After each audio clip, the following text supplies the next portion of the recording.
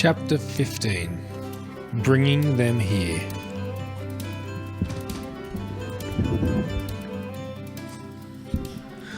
The first plane load of refugees from Kosovo arrived in Sydney at the beginning of May.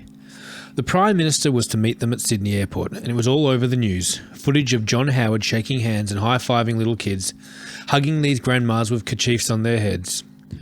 There were 400 people arriving at first, but everyone said there were thousands more still coming.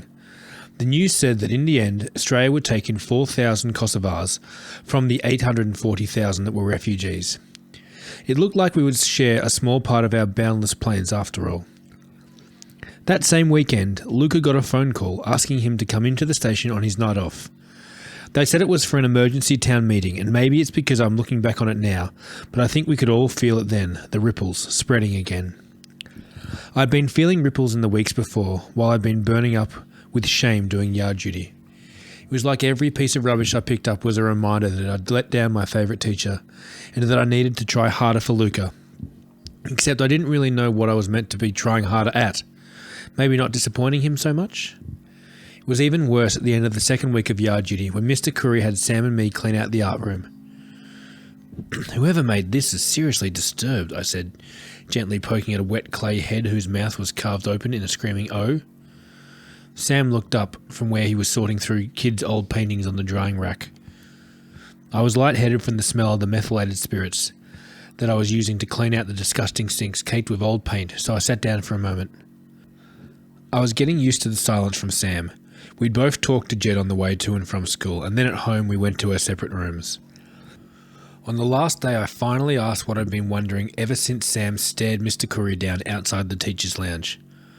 "Why did you want to do yard duty anyway?" Sam shrugged as he kept sifting through the drying racks. "Didn't seem fair not to." "I don't get it. Those kids were picking on you. You didn't do anything wrong."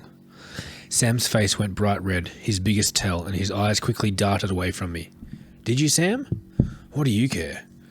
I shrugged and started scratching at the deep cut on the wooden table I was sitting at, digging my fingernails into the rough groove. "I don't really care. So maybe that's the best reason you should tell me, because I won't make a big deal about it." Sam didn't speak, so I heaved a sigh and went back to the sinks, pulling the disgusting rubber gloves on, and got back to scrubbing. "You didn't tell my mum about Lockie or anything?"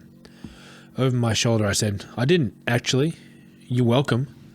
He slid behind me and then said, "Thanks for that day." I didn't turn around because I didn't know what to say. It wasn't that I'd been doing as Luca asked, trying to be a better person and maybe a big sister. It was something I couldn't explain. When I seen Sam cornered, my feelings took over. "Lockie hates my guts," Sam whispered. I still didn't turn around. "I did something last term and now he hates me." "What did you do?" He huffed. "Told him that this town sucked and they could all get lost and go jump because I was never coming back." He took a deep breath. "Because I was going to go live with my dad?" At that, I spun around. Sam shrugged and I watched as he started fiddling with some leftover butcher's paper, tearing it into strips, but then that didn't work out. "Annika wouldn't let you?" I asked. "Dad didn't want me to. I asked him over Easter, but he said..." He shook his head, but didn't finish that sentence. "Doesn't matter. He didn't want me." The bell rang then, making us both jump a little, and I was glad. Kids started filing in, and there was no time for me to tell Sam that I was sorry, or ask why his dad said no, or even what Annika would have done if he'd said yes. We both just let the bell tell us that nothing more needed to be said.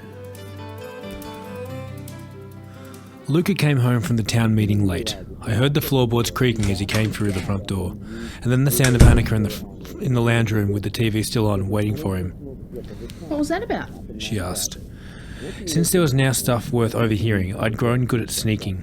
If I opened my door a little, I could see from my bedroom to the lounge opposite, where Luca crashed down on the couch as Annika muted the television. "What? What's that face, Luca?" He was shaking his head. "They're bringing them here." "Who?" Luca leant forward, running his hands back and forth over his scalp. 400 of them. To Portsea. "Babe, what are you talking about? Who's coming?" He sighed and said, "Refugees from Kosovo, the ones they've been on TV." I felt my stomach drop from the shock at Luca's words, like I was on a roller coaster. Annika said something under her breath that I couldn't hear, and then Luca was leaning back, looking up at the ceiling like he couldn't believe it. Where in Portsea? The quarantine station. What? That's in the middle of nowhere. That's Point Nepean. Luca threw his hands up in the air. Trust me, I know. We tried explaining it to them, but it's all been arranged. He laughed, but not like it was funny. Apparently, they wanted to keep it under wraps. The optics aren't great, they said. Who said? Some lackey from the minister's office came down to tell us. Annika shook her head. Wait, when's this supposed to be happening? Next month, they'll be bussed in from the airport. I heard Luca take a deep breath before he said, they'll be coming straight from the goddamn war zone.